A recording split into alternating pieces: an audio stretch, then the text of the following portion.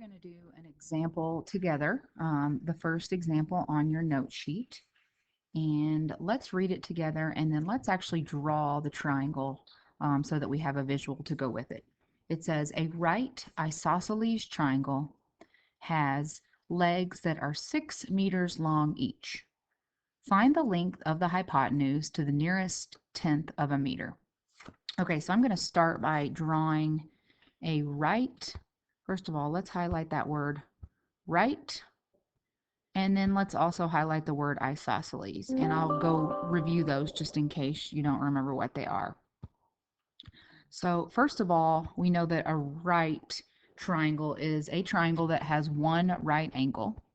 And that word isosceles means that it has two sides that are the same length. And in this case, it's saying that the two legs are the same length. They are each 6 meters long.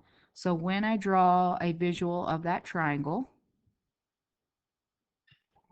remember the legs are the sides that make the right angle. So those are my two legs. The hypotenuse is the side that is opposite of the right angle. So there's my hypotenuse. So the two legs, which I'm going to highlight with yellow, each one of those legs has a length of 6 meters. So let's go ahead and label those. So that is 6, and that is also 6. Again, we said earlier that it doesn't matter which leg you choose to be A and which leg you choose to be B. I'm going to go ahead and write that, write the formula for Pythagorean theorem up here. A squared plus B squared equals C squared.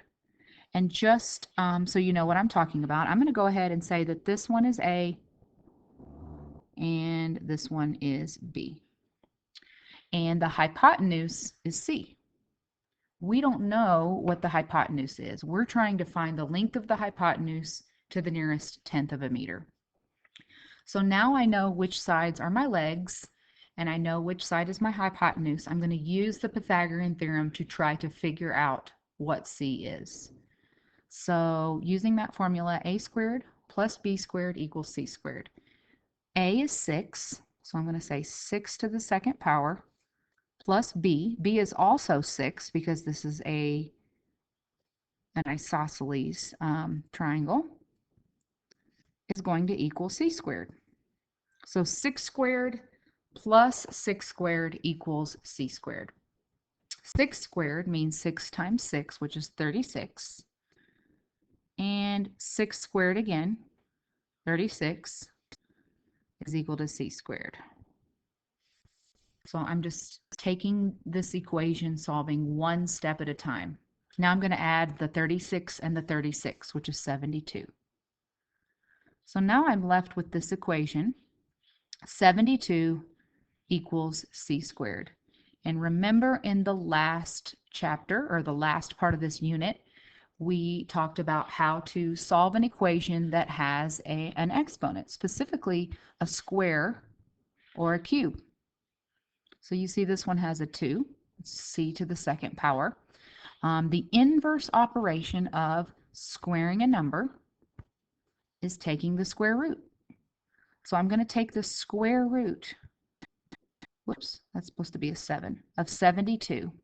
Technically, I'm also taking the square root of C squared, but I know that when I take the square root of squaring a number that it cancels out.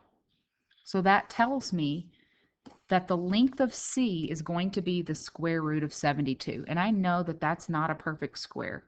So I'm using my calculator right now. The square root of 72, according to my calculator, is 8.48528, blah, blah, blah. It keeps going. But the directions asked me to round it to the nearest tenth of a meter. The number in the tenths place is a 4. The number directly to the right of the 4 is an 8. So that means I'm going to round it up to approximately 8.5 meters. So that means the length of my hypotenuse of that right triangle, or C, is 8.5 meters. And again, you always want to verify your work if you can. So let me extend the page here and just check it to make sure. So if I did everything correctly, then that means 6 to the second power plus 6 to the second power should equal, and I'm doing the approximate sign here because we did round, 8.5 to the second power. So just do a quick check with your calculator. 6 squared is 36, plus 36, that's 72. And then if I do 8.5 to the second power, I get about 72.25. And it's off slightly because I did round, but it verifies.